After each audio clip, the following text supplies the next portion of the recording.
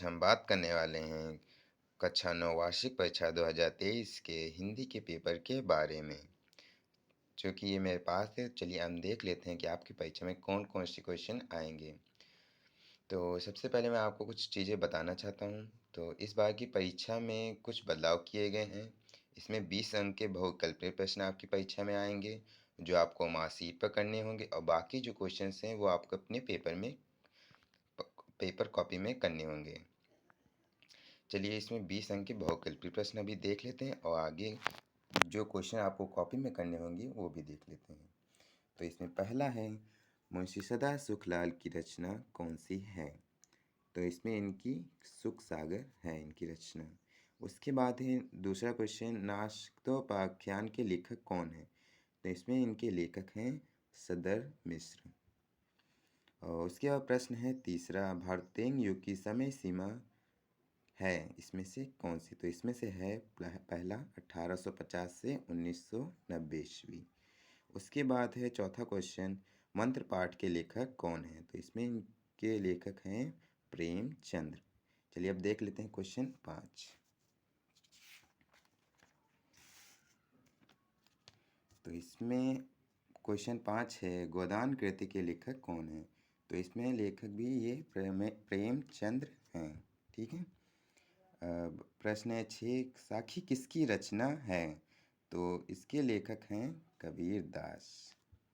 उसके बाद प्रश्न है 7, कबीर की भाषा है कौन सी? तो इसमें है पंचमेल खिचड़ी। ठीक है। अब इसमें प्रश्न है 8, पंचवटी के रचयिता का नाम लिखिए। तो इसमें है मैथिली शरण गुप्त। ठीक है। उसके बाद प्रश्न है 9, दीपदान एकांकी के लेखक का नाम बताइए। तो इसके लेखक थे डॉक्टर राम कुमार वर्मा। ठीक है। उसके प्रश्न है, आग का विलोम शब्द क्या है? तो इसमें है पानी। ठीक है। उसके बाद प्रश्न है 11, आशा का विलोम शब्द है? तो इसमें है निराशा। ठीक है। अब प्रश्न है 12, अग्नि का तद्भव है आग। ठीक है। उसके बाद है प्रश्न 13, सूर्य का तद्भव है क्या? सूरज। ठीक है। उसके बाद प्रश्न है 14, कमल का पर्यायवाची है शब्द? तो इसमें है पंकज। उसके बाद प्रश्न है 15, गणेश का पर्यायवाची है? तो इसमें से है ये गणपति। ठीक है। उसके बाद प्रश्न है 16, जल का पर्यायवाची शब्द है? इसमें है नीर। ठीक है। उसके बाद है विद्यार्थी का संधि विच्छेद क्या होगा? तो इसमें पहला आंसर है इनका विद्या प्लस अर्थी होगा। ठीक है।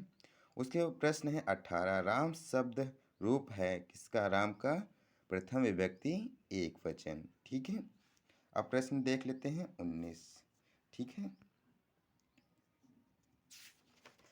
तो इसमें है 19 प्रश्न है, गच्छातिगम धातु के इसमें से कौन सा पुरुष और वचन है? तो इसमें पहला इसका आंसर है प्रथम पुरुष और एक वचन। ठीक है। उसके बाद है प्रश्न 20, निम्न से कौन सा शुद्ध रूप है? तो इसमें है प्रसाद। और इसके बाद इसमें खंड वाक्य हैं जो आपको कॉपी में करने होंगे। तो इसमें एक पाठ का सारांश कुछ दिया गया है जो आपको देखकर इसके उत्तर करने होंगे। तो ये इसमें पार्ट 2 मंत्र का है क्वेश्चंस जो आपको करने होंगे।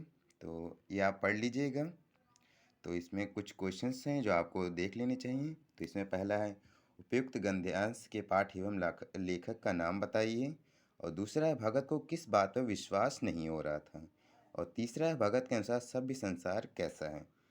उसके बाद क्वेश्चन इसी में है जो दूसरा आपका है। तो ये है पार्ट 4 कस्तूबा। इसमें इसके पहले में लेखक का नाम आपको बताना होगा और पाठ का नाम। उसके बाद दूसरा है, गांधी जी ने किसकी उपासना की है? ये आपको लिखना होगा। उसके बाद है, कस्तूरबा कौन थी? ये भी आपको लिखना होगा। फिर क्वेश्चन इसमें दूसरा है कि निम्नलिखित पद्यांश की व्याख्या संदर्भ सहित लिखिए। तो इसमें कुछ दोहे दिए गए हैं जो आपको इसके व्याख्या सहित संदर्भ भी लिखने होंगे, ये आप देख लीजिएगा। और उसके बाद है प्रश्न तीसरा 23 का, निम्नलिखित में से किसी एक का हिंदी में संदर्भ सहित अनुवाद कीजिए। तो ये संस्कृत का है। इसमें पहला है, तेजस्वी तेजो मही देहि विह मसी विहिमाय देहि बलमाशी बलमाही देही, ओजोयसी ओजोमयी देही। ठीक है, इसके अथवा में आप कर सकते हैं, ये भी कर सकते हैं कि रामदास नारायणपुर निवसति स नित्यं ब्रह्मे मुहूर्तम उत्थाय नेत्र क्रमाणि करोति नारायणं स्मरति तत् परम पशुभय घासं ददाति अनन्तरं पुत्रेण सा च क्षेत्राणि गच्छति तस्य कठिनं श्रमं करोति तस्य श्रमेण निच्छान च कृषि प्रभुतम अनम उदपते। इसको भी आपको शायद कर सकते हैं। और उसके बाद प्रश्न है 24, दीपदान एकांकी के आधार पर पन्याध्याय का चित्रण लिखें। इसको आप खास तौर पर याद कर लीजिएगा क्योंकि ये ज़्यादातर हिंदी की पेपर्स में जरूर आता है। उसके बाद प्रश्न है, या फिर इसके अलावा भी अथवा में आप कर सकते हैं, दीपदान एकांकी की कथा व संक्षेप में लिखिए। उसके बाद प्रश्न है, निम्नलिखित में से किसी एक लेखक का जीवन परिचय लिखिए। तो आप इसमें से किसी भी लेखक का नाम लिख सकते हैं, जैसे पहला प्रेमचंद, दूसरा है आचार्य हजारी प्रसाद द्विवेदी और तीसरा है महादेवी वर्मा। ठीक है, और दूसरा आपको करना होगा, निम्नलिखित कृतियों में से किसी एक का जीवन परिचय लिखना है।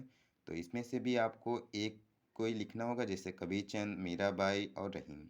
ठीक है, उसके बाद 26वां प्रश्न है, इसमें पहला का है, अपनी पाठ्य पुस्तक से याद किया हुआ कोई श्लोक लिखिए। तो इसमें से आप कोई भी श्लोक जो आपको याद हो लिख दीजिएगा। और उसके बाद दूसरा है, निम्नलिखित में से किन्हीं दो प्रश्नों के उत्तर संस्कृत में दीजिए। तो इसमें से आप दो उत्तर जो भी आपको याद हो कर दीजिएगा, या फिर आप पढ़ के जाइएगा तो ज़्यादा अच्छा रहेगा। उसके बाद है प्रश्न 27, वीर रस की परिभाषा उदाहरण सहित लिखिए। तो इसको भी आप सही से याद कर लीजिएगा। और दूसरा प्रश्न है, अनुप्रास अलंकार की परिभाषा उदाहरण सहित लिखिए। उसके बाद प्रश्न है 28, किन्हीं दो मुहावरों और लोकोक्तियों का अर्थ बताते हुए वाक्य प्रयोग कीजिए। तो इसमें से दो आप कर लीजिएगा, जैसे आंखों का तारा और आग बबूला हो जाना, या फिर नाक रगड़ना या आंखें चुराना। इसमें से आपको दो करने होंगे। उसके बाद प्रश्न है 29, निम्नलिखित से किन्हीं दो वाक्यों का संस्कृत में अनुवाद कीजिए।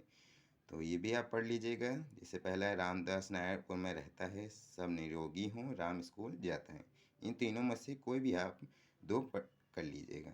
उसके बाद प्रश्न है 3 दिन के अवकाश के लिए प्रधानाचार्य के नाम प्रार्थना पत्र लिखिए। तो ये भी आपको करने होंगे। बस यही आंसर्स आपके पेपर आंसर्स आपको करने होंगे। और इसी तरह के प्रश्न आपके ज़्यादातर पेपर्स में आते हैं, तो इसीलिए आप इन पर ज़रूर ध्यान दे के पढ़िएगा। इसी तरह की वीडियोस के लिए हमारे चैनल को अभी सब्सक्राइब कर लें और बगल में घंटी के आइकन को प्रेस करना ना भूलें। मिलते हैं अगली वीडियो में।